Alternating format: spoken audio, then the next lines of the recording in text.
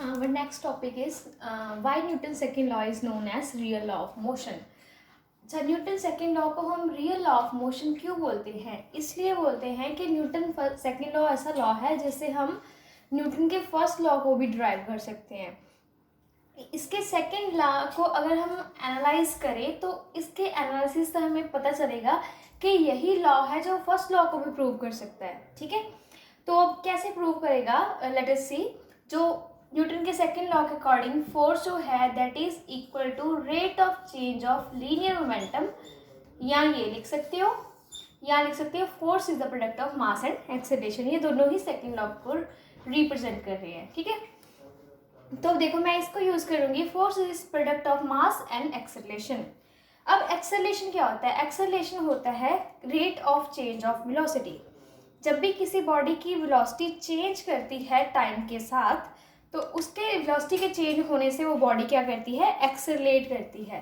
ठीक है, तो एक्सेलरेशन क्या होता है? जैसे फोर्स है ना, rate of change of linear momentum, तो एक्सेलरेशन क्या है?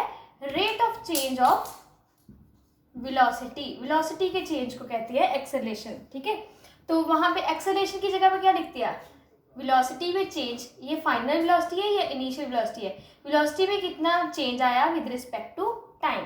Acceleration is rate of change of velocity. तो मैंने एक्सेलरेशन को रिमूव करके रिप्लेस करके ये लिख दिया। ओके, नेक्स्ट स्टेप में क्या किया? मैंने क्रॉस मल्टीप्लिकेशन कर दी। टाइम इधर डिवाइड में था तो इस साइड जाके मल्टीप्लाई हो गया, बाकी सारे वैसे ही रह गए। ओके, तो फर्दर क्या है? इस इक्वेशन को मैं आगे क्या करूँगी? मैंने फोर्स को 0 पुट कर देना है। इसका मतलब क्या है? मैं कहती हूँ कि मान लो एक कंडीशन है जिसमें मैंने बॉडी पे कोई फोर्स नहीं अप्लाई किया।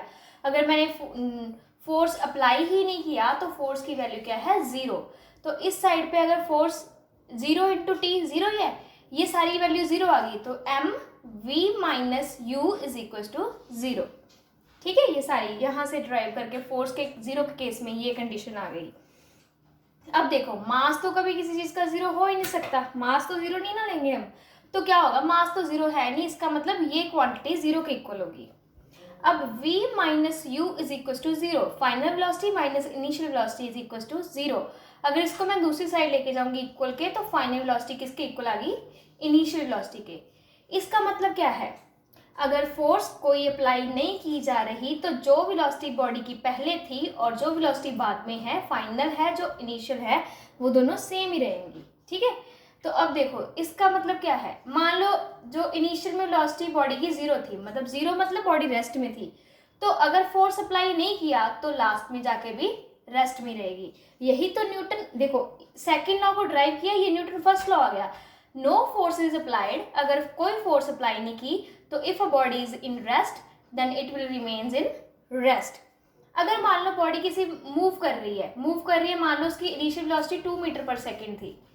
ठीक है, अगर फोर्स 0 है तो उसकी फाइनल वेलोसिटी भी 2 मीटर पर सेकेंड रहेगी। इसका मतलब क्या हो गया कि अगर मैंने कोई फोर्स नहीं अप्लाई की, अगर वो रेस्ट में थी तो रेस्ट में रहेगी, अगर वो मोशन पे थी तो वो फाइनली भी मोशन में रहेगी, और उसकी जितनी वेलोसिटी पहले थी उतनी वेलोसिटी बाद में है, मतलब उस बॉडी की वेलोसिटी चेंज नहीं होगी अगर मैंने फोर्स नहीं अप्लाई किया। तो इससे हमें एक rest, if a body is in the rest it will stay in the state of rest, if a body is in the motion it will stay in the state of motion, जब उस पर कोई force apply नहीं किया जाता। तो second force की help से हमने सेकेंड लॉ की हेल्प से हमने फर्स्ट लॉ को प्रूव कर दिया। That's why the second law is known as real law of motion. इसको हम दूसरे तरीके से भी समझ सकते हैं, अल्टरनेट मेथड है एक। फोर्स क्या होता है? Mass into acceleration. वही, अगर कोई फोर्स अप्लाई नहीं की तो मास इंटू एक्सेलरेशन 0 है। मास तो 0 नहीं हो सकता, एक्सेलरेशन 0 है। एक्सेलरेशन 0, एक्सेलरेशन आती कब है? जब वेलोसिटी चेंज करती है। अगर वेलोसिटी में नो चेंज इन वेलोसिटी तो एक्सेलरेशन 0 है। वेलोसिटी चेंज नहीं करेगी तो एक्सेलरेशन 0 आएगी। एक्सेलरेशन 0 है, वेलोसिटी नहीं चेंज की तो फोर्स कोई भी अप्लाई नहीं किया था उससे क्या है? वेलोसिटी चेंज नहीं होगी। अगर बॉडी रेस्ट में है रेस्ट में रहेगी, मोशन में है मोशन में रहेगी। अगर मोशन में है तो जितनी वेलोसिटी पे है उतनी ही वेलोसिटी पे रहेगी जब तक उस पर कोई भी फोर्स अप्लाई नहीं करते। तो सेकेंड लॉ से सारा फर्स्ट लॉ प्रूव हो गया। That's why the second law of motion is known as real law of